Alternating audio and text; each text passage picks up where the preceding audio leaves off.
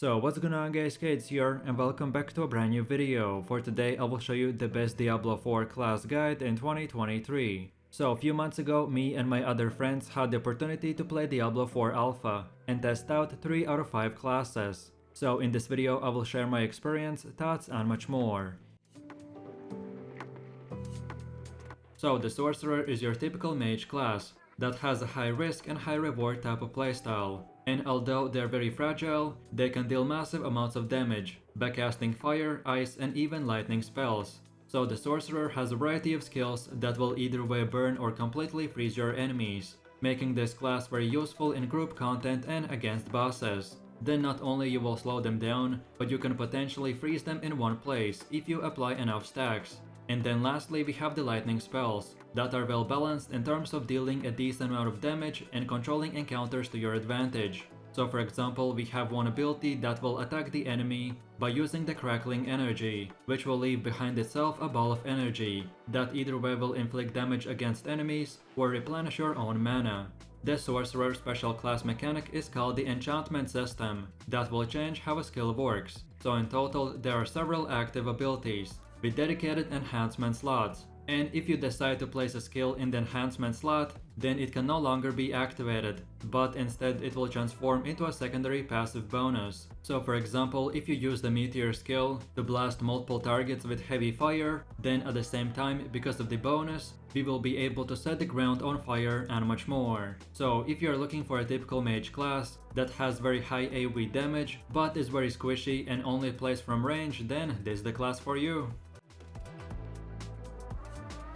So Necromancer in the endgame has a strong AoE and crowd control abilities, as well as summons, that lets him do a bunch of damage or become a support player. This class is basically really good at almost all roles. The same as with Barbarian and Rogue, he will be able to use a bunch of weapons such as swords, daggers and wands, and more importantly scythes, which only they can use. Most of you will be very familiar with this class if you played the Diablo Immortal Necromancer. Then another useful resource is the corpse, which are created from the remains of fallen enemies or other spell effects. So when you kill a monster, they will drop a corpse, which then you can use to activate or buff up your skill damage. Overall, the Necromancer has 4 distinct skills called the Bone Prison, Darkness, Blood Surge and the Army. As far as the Necromancer's unique class mechanic goes, it's called the Book of Dead. This will let you further customize your Undead Army skill, so you will be able to choose between the Skeleton Warriors, Skeleton Magers and even the Golems. So for example, you can select and customize your own minions. The Skeleton Warriors can become bruisers who deal great damage,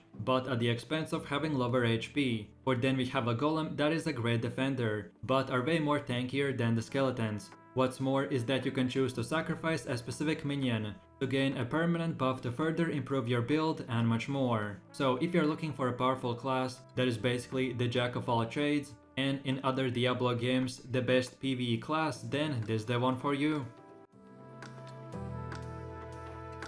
So the Rogue is your stealthy assassin class that has the highest single target damage in the game and has a very fast movement speed as well. But this class is also known to be more of a glass cannon. Unlike the Barbarian, the Rogue can quickly switch between melee and ranged weapons, such as daggers, swords and bows. I would say that you can think of the Rogue as a combination of the Diablo 2 and Diablo Immortal Demon Hunter class. The Rogue's unique mechanic is known as the talent specializations, which are divided into combo points, inner sight and preparation, and all of them have their unique quest line, although there hasn't been any information yet if you can activate all 3 specializations simultaneously or if they can only be used one at a time. Additionally, the 3rd specialization hasn't been tested by anyone, because it only becomes available around reaching level 30, and the max level for the beta and most early access playthroughs was only level 20 or 25.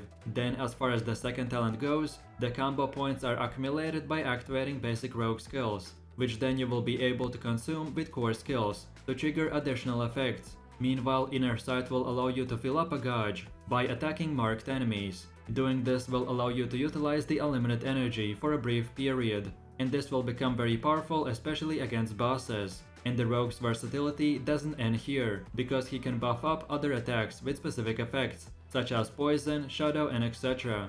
So overall, if you want to be that assassin type of player with the highest single target damage and playstyle where you can switch between melee and ranged combat, then this is the class for you.